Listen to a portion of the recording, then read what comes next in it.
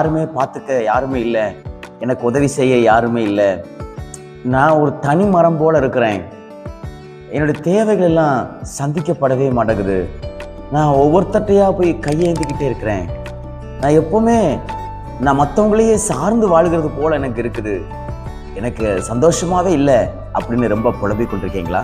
கர்த்தர் இன்னைக்கு உங்க கூட பேசுகிறார். ஆதியாகமத்தின் புஸ்தகம் 22ஆம் அதிகாரம் 14வது வார்த்தை இப்படியாக சொல்லப்பட்டிருக்கிறது.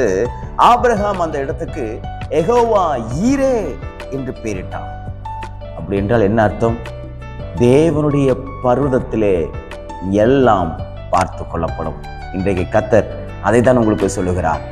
அவருடைய பர்வதத்துல உங்களுடைய தேவைகள் பார்த்து கொள்ளப்படும். என்னென்ன தேவையோடு இருக்கீங்களோ, என்னென்ன அத்தியாவசியமான தேவையோடு இருக்கீங்களோ, ரொம்ப நெருக்கத்துல இருக்கீங்களோ, உதவியற்று இருக்கீங்களோ, அந்த இடத்துல தேவன் இன்னைக்கு யெகோவா ஈராக இருந்து எல்லாவற்றையும் அவர் முன்பாக இருந்து பார்த்து கொள்வார். பயப்படாதீங்க. உங்களுடைய காரியங்களை கர்த்தர் பார்த்து கொள்வார். உங்க பிரச்சனைகளை அவர் பார்த்து கொள்வார். உங்கள் தேவைகளை அவர் பார்த்து கொள்வார். உங்களுடைய சமாதானமற்ற சூழ்நிலையை அவர் பார்த்து கொள்வார். உங்கள் இக்கட்டான ஒரு சூழ்நிலையை மாற்ற அவராலே கூடும்.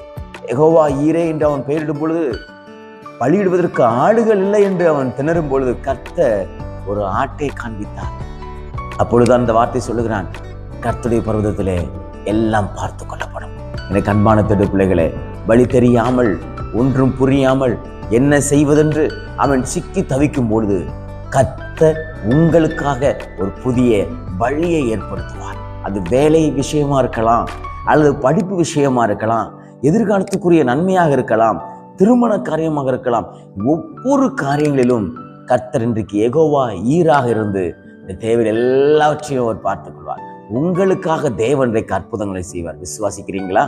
எப்படி ஆபிரகாமுடைய தேவைகளை ஆண்டவர் சந்தித்து அவருடைய பலியை கர்த்தர் செலுத்த உதவி செய்தாரோ, அதே போல இந்த நாளிலே உங்களுக்கு தேவையான எல்லா பண தேவைகளையும் பொருளாதார தேவைகளையும் கர்த்தர் சந்தித்து உங்களுக்கு ஒரு மன நிம்மதியை, மன திருப்தியை கர்த்தர் தந்து நடத்த அவர் உண்மை உள்ளவராக இருக்கிறார். கர்த்தருடைய வார்த்தை ஆம் என்றும் ஆமீன் என்றும் இருக்கிறது. ஆகையால் கர்த்தர் எனக்கு யெகோவா ஈராக இருப்பார். அவர் இன்னைக்கு இந்த தேவை எல்லாம் சந்திப்பார். நான் எங்கேயும் அங்கேயும் அலைந்து திரிய தேவையில்லை.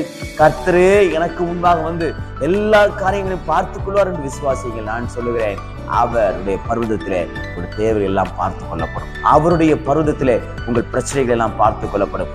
அவருடைய பர்வதத்திலே உங்கள் வியாதிகள் எல்லாம் பார்த்து கொள்ளப்படும். இந்த நாள் கர்த்தருடைய தேவை எல்லாம் சந்தித்து அற்புதமாய் ஆச்சரியமாய் நடத்துகிற நாளாக தேவன் மாற்றி கொடுப்பாராக. God bless you.